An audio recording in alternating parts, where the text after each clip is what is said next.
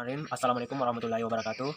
Pertama-tama perkenalkan, nama saya Muhammad Irfan dari Prodi Perbankan Syariah 2 angkatan 2018.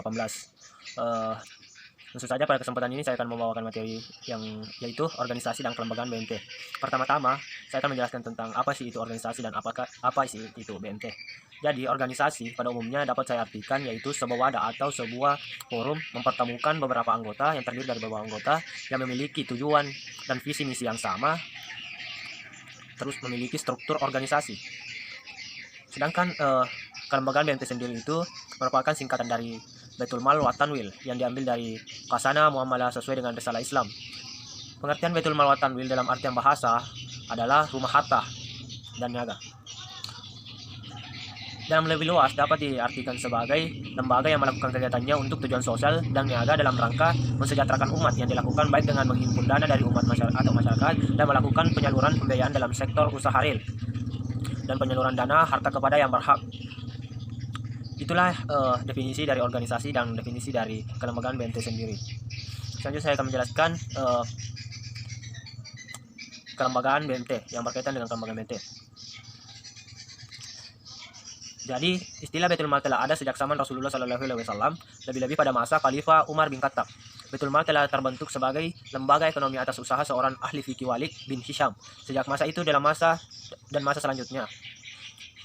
Baitul Mal telah menjadi lembaga penting bagi negara, meskipun tidak semua sumber uang negara milik Baitul Mal, tetapi Baitul Mal merupakan banyak urusan negara, mulai dari penarikan zakat, terus ghanimah sampai membangun jalan, mengkaji tentara, memberikan gaji tentara dan juga pejabat negara, serta membangun sarana sosial.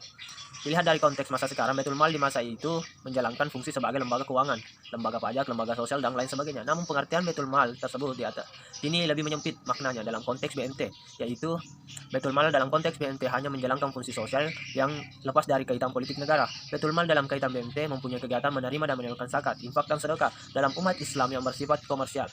Penyaluran memang tidak boleh keluar dari jalur syariat yang ada, terutama untuk zakat yang ditentukan mustahiknya. Ada 8 yang berhak menerima zakat yang seperti kita ketahui. Terus ya, Baitul Mal dalam kaitan BMT juga menyalurkan dana Qardul Hasan yang tidak komersial untuk keperluan kesejahteraan dan pengembangan umat. Ciri-ciri operasional BMT Baitul Mal: visi dan misi sosial, memiliki fungsi sebagai mediator antara pemberi zakat atau biasa disebut musaki dan penerima zakat yang biasa disebut mustahik. Tidak diperbolehkan mengambil profit apapun dalam operasionalnya. Pembiayaan operasi mengambil hak sebagai amilin maksimal sebesar 12,5% dari keseluruhan dana zakat yang diterima. Seperti itu. Terus selanjutnya saya akan menjelaskan tentang landasan hukum dari BMT itu sendiri. Sementara pada landasan hukum diatur dalam aspek legal untuk lingkungan usaha koperasi dan BMT mengacu kepada ketentuan yang terdapat di dalam Undang-Undang Nomor 25 Tahun 1992 Pasal 43 dan 24 yang meliputi: 1. Usaha koperasi adalah usaha yang berkaitan dengan kepentingan anggota untuk meningkatkan usaha dan kesejahteraan anggota. Terus yang kedua, kelebihan dan kemampuan pekayaan koperasi dapat digunakan untuk memenuhi kebutuhan masyarakat yang bukan anggota koperasi. Terus yang ketiga, koperasi menjalankan kegiatan usaha yang berperan utama di segala bidang kehidupan rakyat. Keempat, koperasi dapat menyalurkan segala kegiatan usaha simpan pinjam dari dan untuk anggota koperasi bersangkutan dan koperasi lainnya atau anggotanya. Terus yang kelima, kegiatan usaha simpan pinjam dapat dilaksanakan sebagai salah satu atau satu-satunya kegiatan usaha koperasi.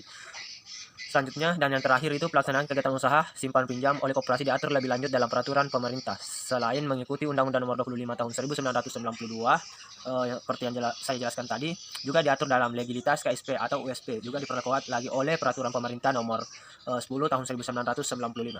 Mungkin hanya itu yang sempat saya sampaikan. Lebih dan kurangnya mohon dimaafkan. Wassalamualaikum warahmatullahi wabarakatuh.